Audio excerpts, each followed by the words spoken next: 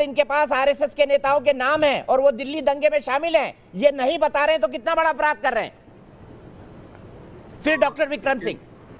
देखिए दीपक जी, मैंने किसी के बीच में बोला नहीं था, इसलिए आप ये सुनिश्चित करेंगे कि बीच में कोई भी हस्तक्षेप नहीं करेगा। पहली बात तो दिल्ली दंगे स्वतः स्फूर्त दंगे नहीं थे, यह एक सुनियोजित साजिश का हिस्सा था और इस सुनियोजित साजिश में पाकिस्तान एलिमेंट भी है, चाइना एलिमेंट भी है, पीएफआई एलिमेंट भी है, रेडिकल इस्लामिस्ट एलिमेंट है और इस देश के अंदर पल रहा मुसलमानों का एक गद्दार समाज भी है, वामपंथी भी है और इसलिए ये एक गहरी साजिश है।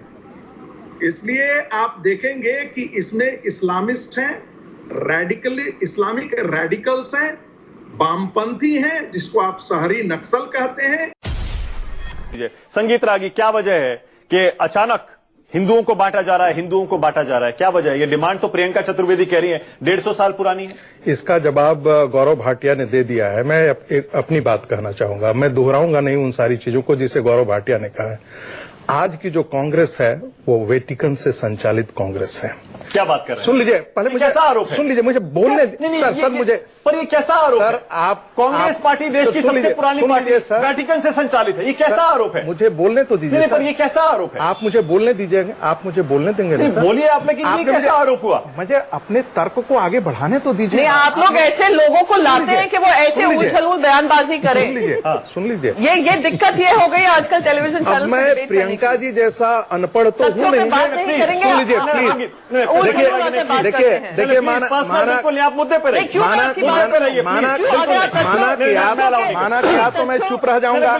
देखिए प्रियंका जी ने टोका, आप मुद्दे पे बोलिए, आपको पूरा हक है। एक पर्सनल कमेंट बिल्कुल नहीं, और मर्यादा से नीचे तो बिल्कुल नहीं। और सेकेंडली, कांग्रेस को आप कैसे कह सकते हैं वेटिकन से संचालित? आपने प्रश्न किया है ना, मुझे बोलने तो दीजिए, मुझे बोलने तो दीजिए। मानक, मैं आपको बता रही हूँ, मैं ऐसे लोगों के साथ डिबेट नहीं करूंगी अगर वो अपने शब्दों को वापस नहीं लेंगे और शब्दों का चयन। मैं बिल्कुल नहीं वापस लूंगा, मैं बिल्कुल वापस नहीं लूंगा, मैं बिल्कुल वापस नहीं लूंगा, नहीं बिल्कुल वापस नहीं लूंगा। बोलिए ना, सुन लीजिए। जिहाद इस्लाम का एक राजनैतिक धार्मिक अभियान और औजार है। यह औजार और अभियान गैर इस्लामिक समाज के और लोगों के खिलाफ है। यह अभियान गैर इस्लामिक समाज को इस्लामिक समाज में परिवर्तित करने का अभियान है, क्योंकि इस्लाम दुनिया को दारुल हरब और दारुल इस्लाम में बांट करके कौन सा डेटा है जो ये एक सेकंड देखिए, आप एक पूरे धर्म पर इतना बड़ा आरोप लगा रहे हैं। नहीं, आप पहले मेरे सवाल का जवाब दीजिए।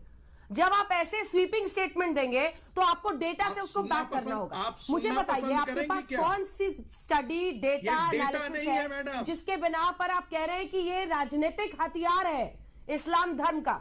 बताइए। अब जरा सुन लीजिए, आपने प्रश्न किया है तो ये इस्लाम की मान्यता है। आप बहावी इस्लाम पढ़िएगा, देवबंद इस्लाम पढ़िएगा, तब आपको ये पता लगेगा। मौदूदी को जमाते इस्लामी पाकिस्तान और देवबंद के आप डॉक्यूमेंट पढ़िएगा, तब ये आपको मालूम होगा कि ये चीज क्या मैं बोल रहा हूं।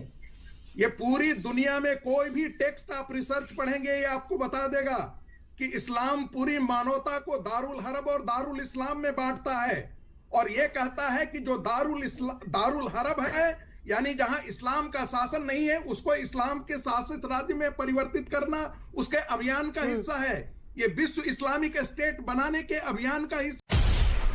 संगीत रागी जी के पास। संगीत रागी जी, ये जिहादी सोच कौन पहुंचा रहा है? ये जिहादी सोच क्यों फैल रही है? क्यों बताया जा रहा है कि 5 अगस्त देश का ब्लैक डे था और उसी के नाम पर यूट्यूब चैनल खोला जाता है? ये क्या हो रहा है? देखिए दीपक जी, इस देश को पिछले 50-70 सालों के अंदर इतना बड़ा बेवकूफ बनाया गया है। 2-3 नैरेटिव हमको खत्म करने की जरूरत है। एक कहना कि सारे धर्म एक समान है, इसको खारिज करना चाहिए। सारे धर्म एक समान नहीं है। इस्लाम धर्म के अंदर आतंकवाद जो है वो कुरान की आयतों से आता है। कलकत्ता कुरान पिटीशन को आप देख लीजिए। कुरान में क्या लिखा है वो आप जानेंगे तो आप दंग रह जाएंगे। वो लिखते हैं, कुरान में कहता है कि ये बेशक तुम इसे लायक नहीं समझो, तुम नहीं पसंद करो, लेकिन जो काफिर है काफिरों को इतना मारो, एक एक लिंब तोड़ करके मारो उनको। ऐसी बात। और काफिर कौन है? काफिर वो है जो मूर्ति पूजक है, काफिर वो है जो अल्लाह में जिसका विश्वास नहीं है। और ऐसी एक आयतें नहीं है, ऐसी 85 आयतें हैं, 85 आयतें। होने के बाद तो आदमी ह्यूमन बीइंग हो सकता है, लेकिन यदि वो खलीफा, यदि वो कुरान और कुरान की आयतों के अनुसार अपने आप को चलाएगा, जो प्रोफेट साहब का और बाद में जो 4 राइटियस खलीफा थे उनके अनुसार यदि वो चलेगा, तो उसमें वो निहित कट्टरता, जो यही आतंकवाद की जननी है, यही आतंकवाद का स्रोत है, यही एक दूसरे को सामंजस्य के साथ खड़ा नहीं होना चाहिए।